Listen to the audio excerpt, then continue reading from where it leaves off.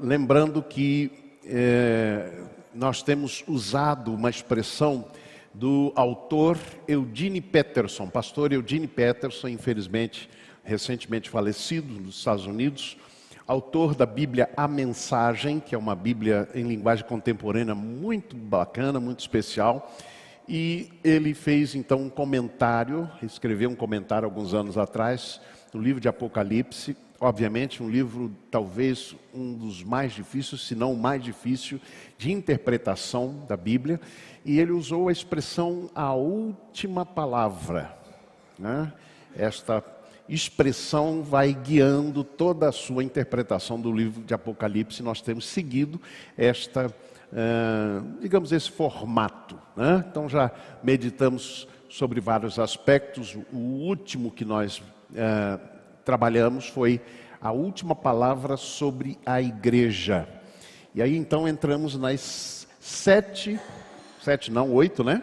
8 igrejas, porque incluímos ali a Igreja da Graça, né? Mas as 7 igrejas do Apocalipse.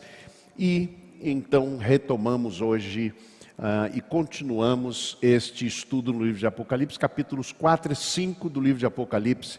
Vamos meditar sobre eles hoje. O texto então, o tema é a última palavra sobre adoração. Apocalipse capítulo 5, versículos 13 e 14. Nós lemos assim: ouvi também a toda criatura que está no céu e na terra e debaixo da terra e no mar e a todas as coisas que neles há dizerem, ao que está assentado sobre o trono e ao Cordeiro, seja o louvor e a honra e a glória e o domínio pelos séculos dos séculos. Amém. Que Deus aplique em nossos corações a sua bendita palavra. Aliás, ainda há uma continuidade. Os 4 seres viventes diziam amém, e os anciãos prostraram-se e adoraram. Prostraram-se e adoraram. Nós lemos no livro de Apocalipse, aliás, no livro de Efésios, quando o apóstolo Paulo vai descrevendo a salvação em Cristo Jesus. A regeneração que experimentamos todos nós que um dia entregamos a nossa vida a Jesus como Senhor e Salvador, nós experimentamos uma nova experiência. Nós fomos inseridos na família de Deus, no corpo de Cristo, que é a igreja. E o apóstolo diz aqui, em 3 vezes ele repete aquilo que ele vai dizer no verso 6, Efésios capítulo 1, versículo 6. Ele diz assim: para o louvor da glória de sua graça, que ele nos concedeu gratuitamente no amado. Para o louvor da sua glória. Para o louvor da glória da sua graça. São expressões que o apóstolo usa aqui diversas vezes. Ou seja, nós fomos regenerados, nós fomos alcançados pela graça, sobretudo para sermos para o louvor da glória de Deus. Para o louvor da glória de Deus. Ele nos criou e nos recriou em Cristo Jesus, para o louvor da sua glória. O que isso quer dizer exatamente? Eu estava domingo passado conversando, e Rodrigo me explicando um pouquinho aquela coisa das uvas, etc. E ele me mostrando alguns cachos que tinham murchado já, e ele foi então me explicando que tipo de uva pode ser usada para qual determinado vinho, né? E eu achei muito interessante, porque tem a ver com a qualidade daquela uva, como precisa ter aquele cuidado, como precisa ver se o sabor corresponde exatamente àquilo, porque senão vai falar mal de quem? Da vinícola. Não é? Um vinho ruim fala mal de quem o criou. Estão entendendo? Para o louvor da glória de Deus? Um mau crente, um mau servo, fala mal do seu Senhor. Nós fomos criados para o louvor da glória de Deus, para sermos o bom vinho. Né? E por isso, a nossa vida, a nossa atitude, ela fala bem do nosso Pai Celestial.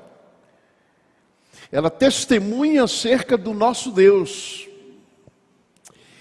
E na adoração é o que nós fazemos. Claro que nós temos um pouco de percepção equivocada sobre o que é de fato adoração. Nós normalmente pensamos, a adoração só acontece no domingo, de manhã e de noite, durante o culto. Não, a adoração precisa ser na vida diária. Nós adoramos o Senhor com nossas atitudes no dia a dia, seja no trabalho, seja na escola, na vizinhança. Nós estamos constantemente manifestando esta adoração a Deus. E esse era o desafio dos crentes no ano 96 depois de Cristo. Sabe por quê?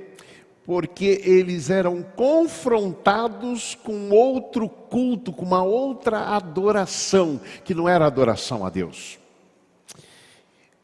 Eles eram confrontados com a adoração aos imperadores romanos, porque era isso que eles queriam.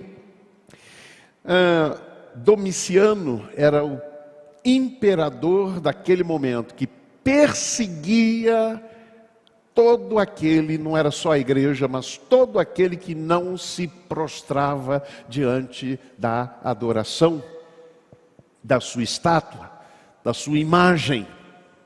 Isso aconteceu lá na Babilônia. Se lembra o livro de Daniel?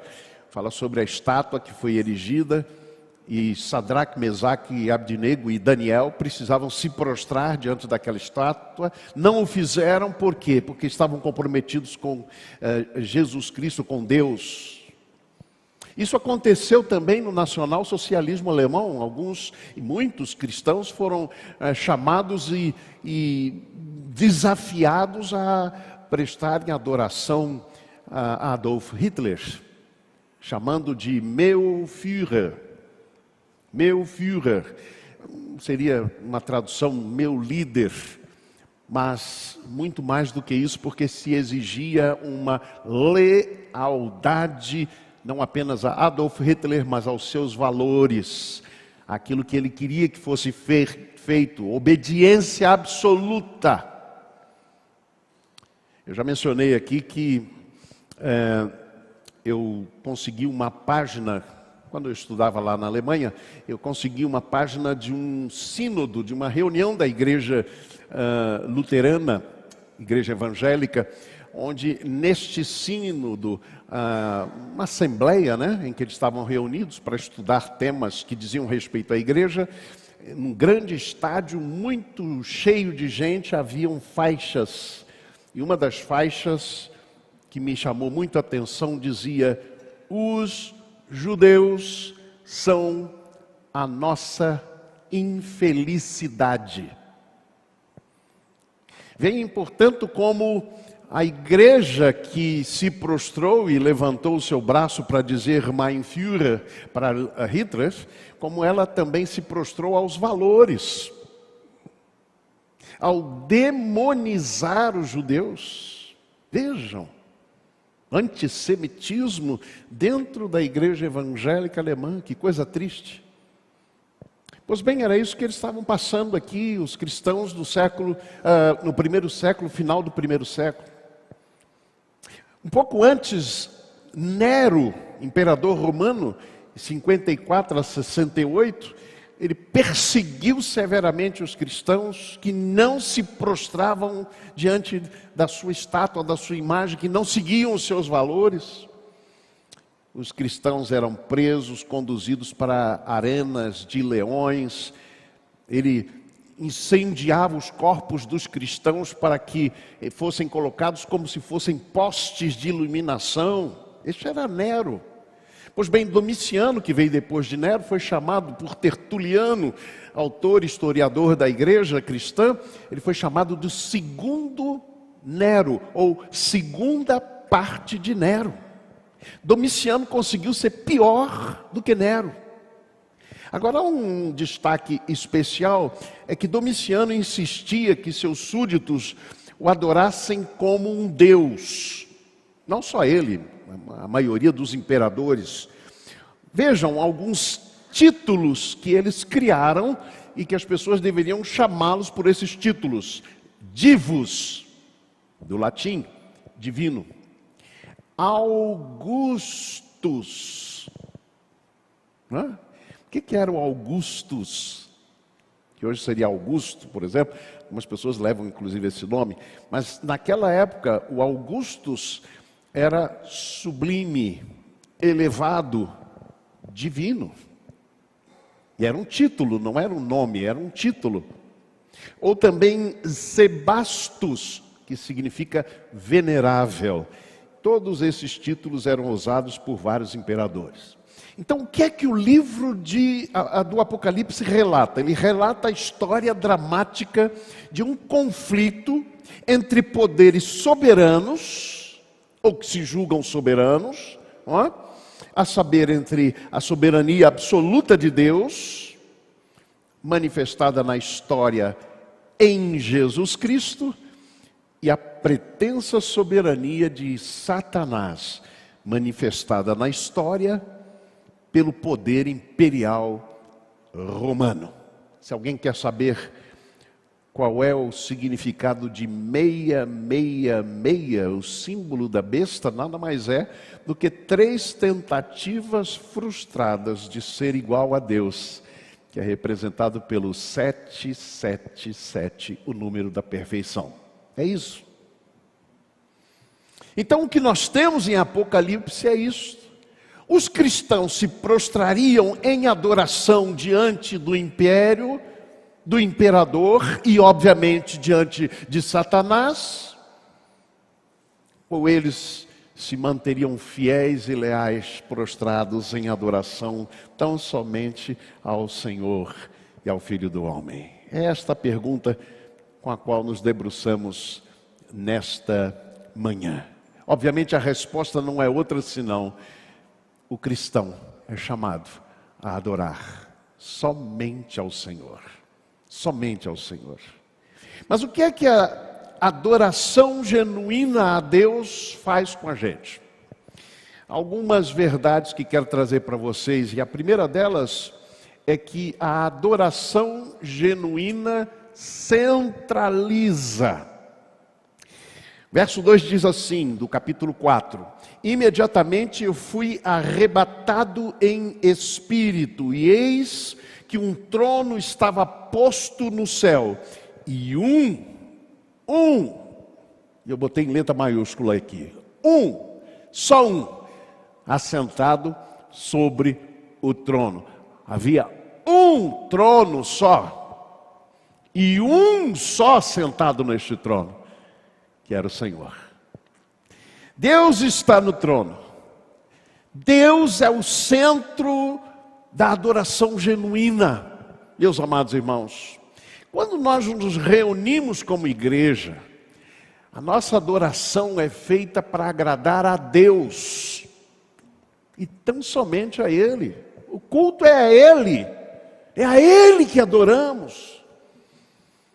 Há um movimento na igreja evangélica, surgiu alguns anos atrás, chamado Igreja com Propósito, do autor, pastor norte-americano Rick Warren, que recentemente deixou o pastorado da igreja, passou para um pastor mais jovem, né? Estou quase chegando nessa fase, viu, gente? E ele então criou esta ideia que foi bastante revolucionária, mas que tinha uma implicação muito esquisita, ao meu ver. É que a adoração devia ser feita para as pessoas de fora da igreja, de tal modo que os atraísse. Eu não consigo entender isso. Que culto é a Deus? Adoração é feita a Deus. É a Ele, e tão somente a Ele, que devemos prestar o nosso culto. Observe que a palavra trono só não aparece em 5 dos 22 capítulos do livro de Apocalipse. 2 vezes fala de centros, preste bem atenção nisso, centros falsos de autoridade. Centros falsos de adoração. É quando fala do trono de Satanás, Apocalipse 2:13. E quando fala do trono da besta, que era o representante humano de Satanás. Apocalipse 16:10. Irmãos, o fracasso na adoração decorre de elegermos outros objetos de adoração, outros seres da nossa adoração, né, de centralização.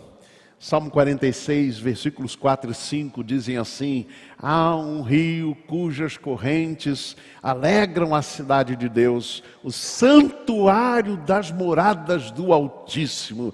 Quem é que está no meio dela? Deus está no meio dela, jamais será abalada. Deus a ajudará desde até amanhã. A adoração genuína centraliza toda adoração tão somente no Senhor. Somente Ele merece a nossa adoração. Nós temos um caso na Bíblia que é Caim, que elegeu outro centro de adoração. Deus não estava no centro da sua adoração. E quem é que estava? Ele mesmo. Ele mesmo se agradava. Ele mesmo buscou aquilo que o agradava. A verdadeira e genuína adoração centraliza. Em segundo lugar, não, está certo. Em segundo lugar, a adoração genuína, ela reúne. Havia também, diz o verso 4, ao redor do trono, 24 tronos. E sobre os tronos via sentados 24 anciãos. Preste bem atenção nesse detalhe.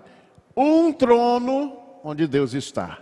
Mas ao redor deste trono, que estava no centro, estavam 24 tronos. E sobre os tronos via sentados 24 anciãos, vestidos de branco, que tinham nas suas cabeças coroas de ouro. 24 tronos, onde estavam 24 anciãos. A adoração genuína reúne. Por que o número 24 aparece na Bíblia? Ele é a junção do número 12 mais 12. 12 mais 12, 24. O que é que o número 12 representa na Bíblia? Primeiro, as 12 tribos de Israel. É o antigo Israel, certo? Depois, os 12 apóstolos, discípulos de Jesus. Por que 24, não 12? Porque a igreja nada mais é do que a reunião do antigo Israel e do novo Israel. Um povo só. Um povo só. Eu gosto muito de uma expressão que Eugene Peterson usa. Deixa eu ver onde é que está aqui, onde eu coloquei. Não está aparecendo aqui. Mas a adoração genuína reúne em torno de si. Faltou botar aqui. É que ele diz assim: se não houver centro, não haverá circunferência. Como é que a gente faz uma circunferência? Não é? Com aquele aparelhinho, como é que chama aquele aparelhinho? Compasso. Como é que a gente faz? Bota uma ponta no centro, em Deus. E depois então ao redor, gira, e aí está a igreja. A verdadeira adoração, a adoração genuína, ela nos reúne em um só espírito de adoração. Segundo Crônicas, capítulo 5, versículos 11 a 14, nós vemos que depois que completou-se a obra da construção do templo de Salomão, Salomão então fez aquela consagração do templo.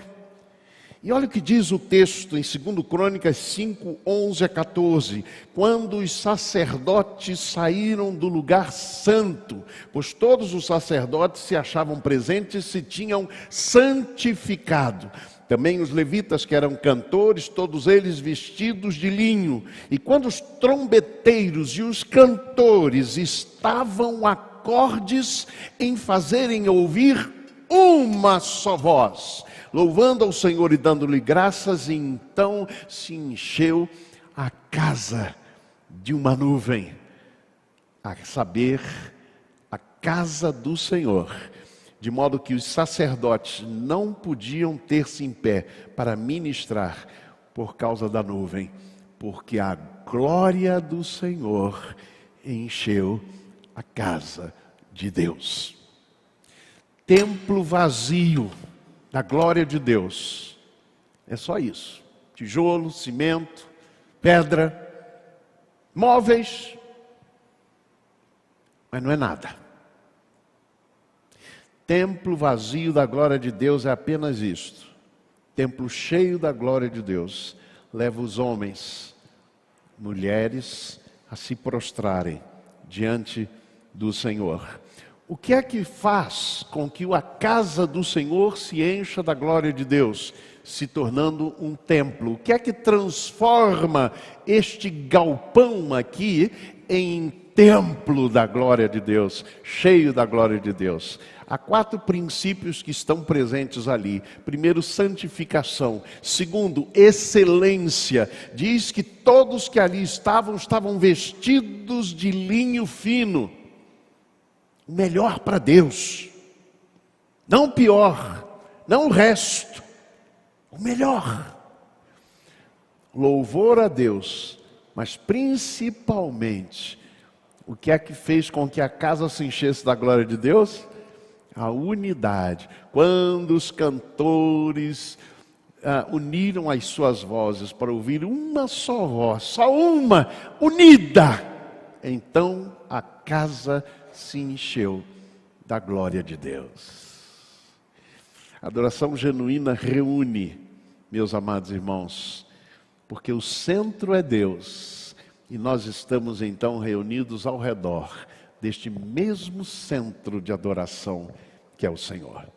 Terceiro, a adoração genuína revela. O texto diz: vi na destra do que estava sentado sobre o trono um livro, escrito por dentro e por fora, bem selado com 7 selos. Vi também um anjo forte, clamando com grande voz: quem é digno de abrir o livro e de romper os seus selos? E ninguém, nem no céu, nem na terra, nem debaixo da terra, podia abrir o livro e nem olhar para ele. Quando a Bíblia usa a expressão livro, no grego está assim: biblion. Biblion. Esta é a expressão que aparece lá. Ou seja, um cristão do primeiro século, ao ler o que nós estamos lendo em português, livro, ele leria Bíblia. Bíblia. A adoração genuína revela, porque este livro é revelação da vontade de Deus. Deus se revela para que seus filhos saibam o que Ele faz em favor deles e o que Ele espera deles. Pois bem, a adoração genuína é isto. Nós nos colocamos diante de Deus porque queremos saber o que é que Deus quer e espera de cada um de nós. Por isso é importante a revelação da parte de Deus. A gente não pode deixar de lembrar dos discípulos no caminho de Emaús. Estavam desanimados, estavam tristes com a morte de Jesus, chorando. E estavam ali murmurando um com o outro, discutiam entre si das coisas que tinham acontecido, ou seja, a morte de Jesus. Esses homens agora estão sem esperança, sem nenhuma vontade de continuar a viver, fogem de Jerusalém. E aí a Bíblia diz que Jesus se chega para eles, se revela a eles. Mas há uma coisa que Jesus faz: que muda totalmente a história desses homens, melancólicos, tristes, cabisbaixos. E o que é, gente? Ele abre a Escritura. Ele abre e revela a Escritura, tudo quanto acerca dele se dizia ali. Tanto é assim, que quando Jesus desaparece da visão daqueles discípulos, e eles já estão fervilhando de alegria, voltam para Jerusalém, mas antes disso, eles dizem uns para os outros, ou um para o outro, não é? Porque eram dois. Eles dizem assim: não se nos abrasava o coração quando conosco caminhava e abria as Escrituras. Fiquei lembrando de Emaús, né? Canção linda que a gente canta aqui. Emaús, não é? Ele abria as Escrituras. Os nossos corações incendeiam, queimam. De quê? Amor, como a gente canta aí. É isso. Adoração genuína precisa estar centralizada aqui na palavra. Meus amados irmãos, a adoração genuína não é aquela em que nós falamos aquilo que nós achamos ou pensamos sobre isso ou aquilo, sobre a vida. É revelação. É por isso que o culto, vamos dizer assim, protestante, ele tem no centro, né, o púlpito. Aqui não é púlpito, mas é quase. Ele está no centro, ele é colocado no centro.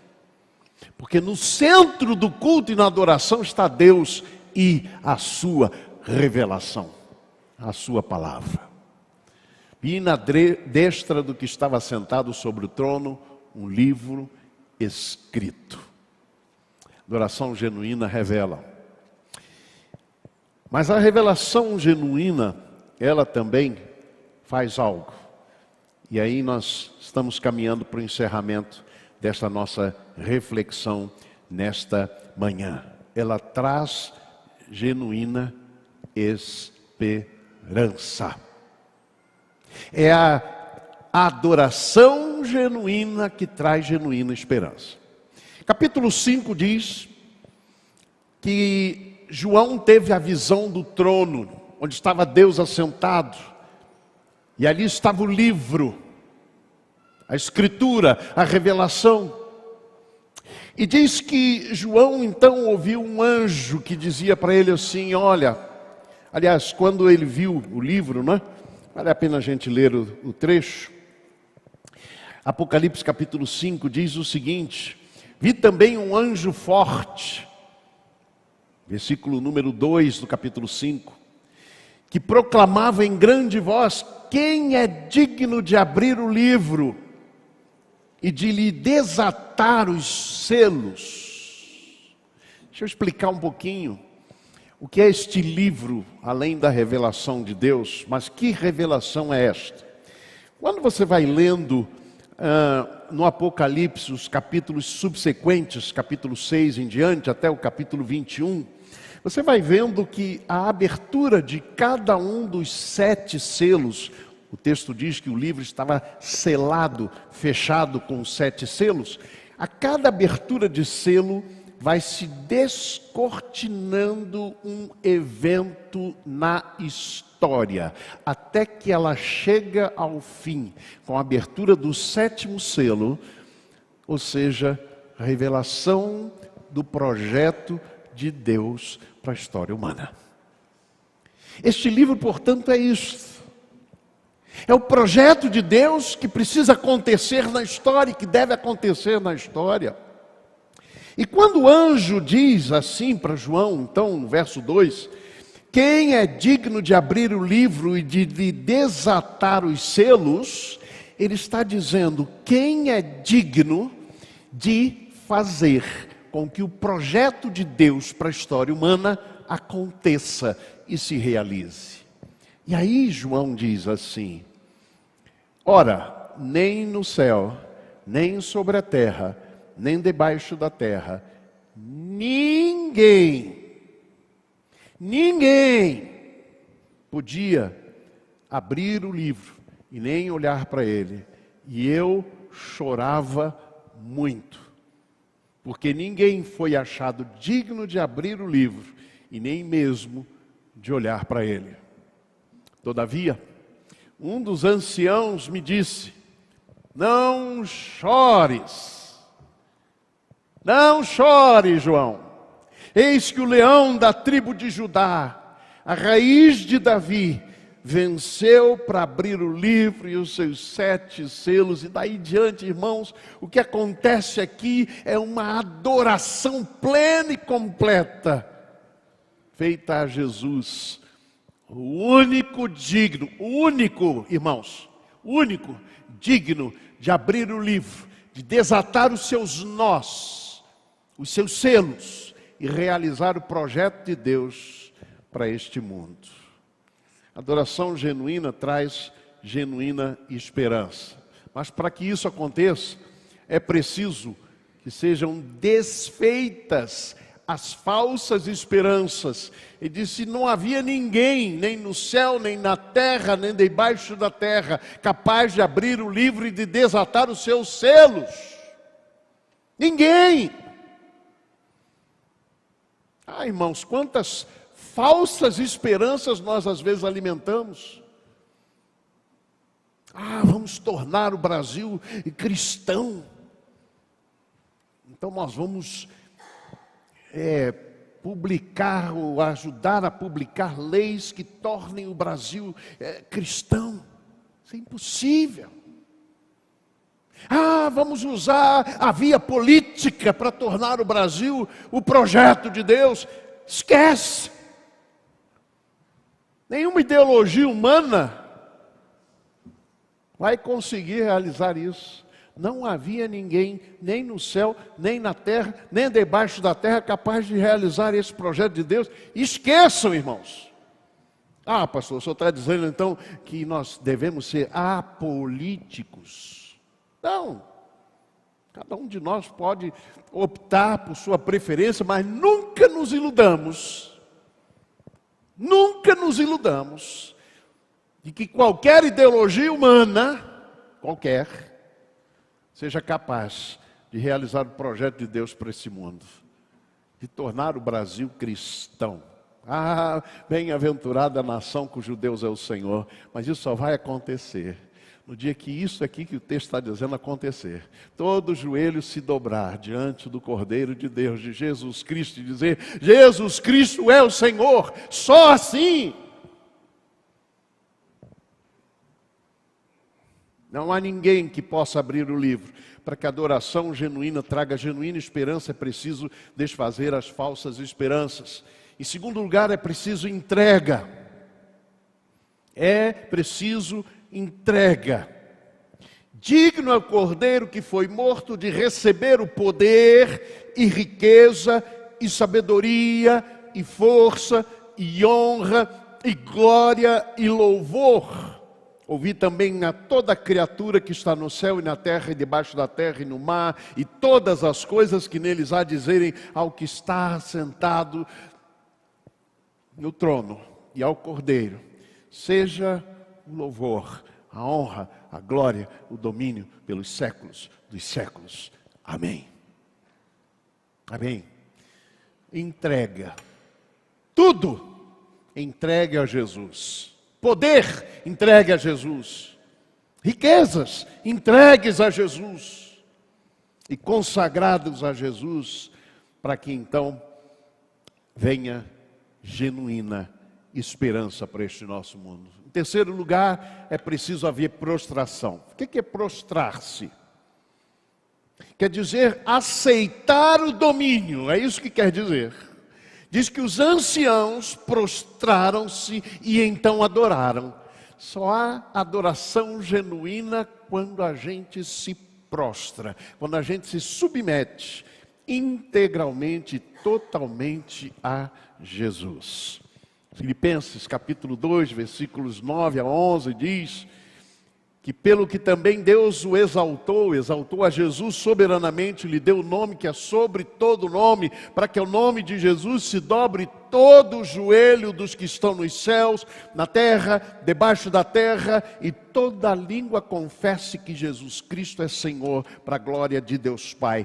Todo joelho se dobrará um dia, até mesmo Satanás dobrará os seus joelhos diante de Jesus, o Filho de Deus, o Cordeiro de Deus, o leão da tribo de Judá. Ah, meus irmãos, nós fomos criados para o louvor da glória de Deus. Nós fomos criados para a adoração. A adoração genuína, ela centraliza em torno daquele que está no trono. A adoração genuína reúne todo o povo de Deus em torno da adoração somente a Deus. Ela revela a vontade de Deus e ela traz genuína esperança. Que a nossa adoração atual seja genuína, acompanhada de prostração, e antecipe aquele dia quando todo joelho se dobrará toda língua confessará que Jesus Cristo é Senhor, para a glória de Deus Pai.